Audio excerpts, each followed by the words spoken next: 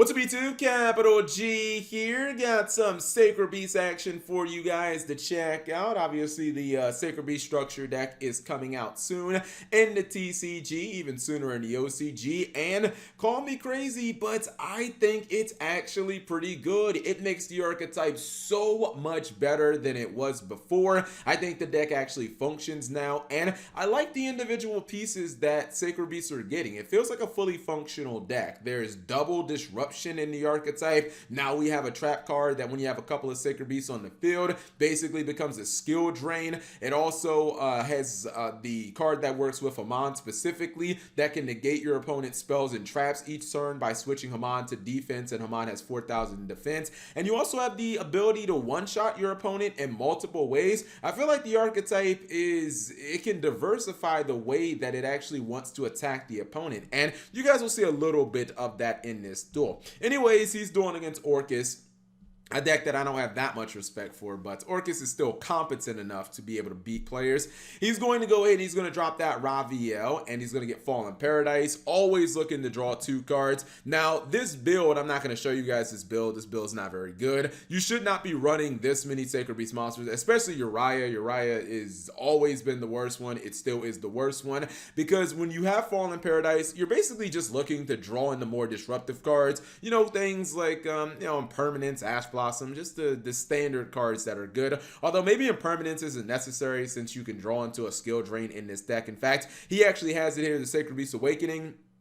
If he was able to get another Sacred Beast on the field against a deck like Orcust, you basically just auto win because they can't activate monster effects on the field, and it's just GG no read. But he is going to hard activate it, and every time his opponent does special summon a monster, he is going to gain life points. And that's another thing that's kind of cool about the deck. You guys know how difficult it is to gain life points in Yu-Gi-Oh! This means that if you're ever close to going in the time with Sacred Beast, you probably have a massive advantage, unless your opponent just doesn't want to special summon monsters. Then I guess they can play around the card. But he's going to go for Yazi. He's going to pop the spell card. That's fine. I think he's going to just use Crackdown and get rid of that. I probably would not have gone after, I guess it really doesn't matter because he couldn't target the Raviel because of Fallen Paradise. Anyways, he's going to continue doing his Orcust things. Now, he was not able to target it with Yazi, but he is able to use Dingirsu because obviously it's non-targeting removal. So he'll be able to take it out like that, and then he'll just probably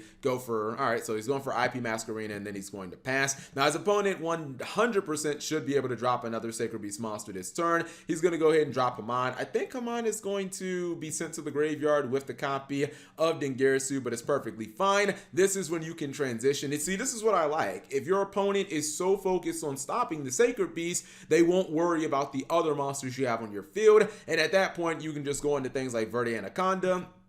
You activate your fusion spell, your Dimension Fusion Destruction from your deck. Then you get to summon your Armitile, and you get a 10,000 attack monster. And keep in mind, this 10,000 attack monster gets the same exact protection from Fallen Paradise as your other Sacred Beast monsters. Not only do you get to draw 2 cards during your turn, but it also means that your opponent can't destroy this with card effects, and they can't target this guy. So yeah, you're talking about a monster that has Utopia double stats, essentially, but also can't be targeted or destroyed by a card effects. It's a Magispector, and if you have Fallen Paradise, which you can get for free with the new cards in the archetype, you get to draw 2 cards. In fact, I don't think he's even drawn his next 2 cards. See, you can tell right here, this particular build is kind of bricky. He's running way too many of these monsters, honestly. He hasn't drawn into any of his spells and traps. That's just like a telltale sign your deck is kind of bricky, but the concept here definitely makes sense. Anyways, he should be able to simply attack for game. His opponent goes for Longirsu, like that doesn't matter. You can just run his little ass over anyways, even if he had Babel on the field. I believe that he targets, let me see, target 2 your banished monsters, blah, blah, blah, blah, blah.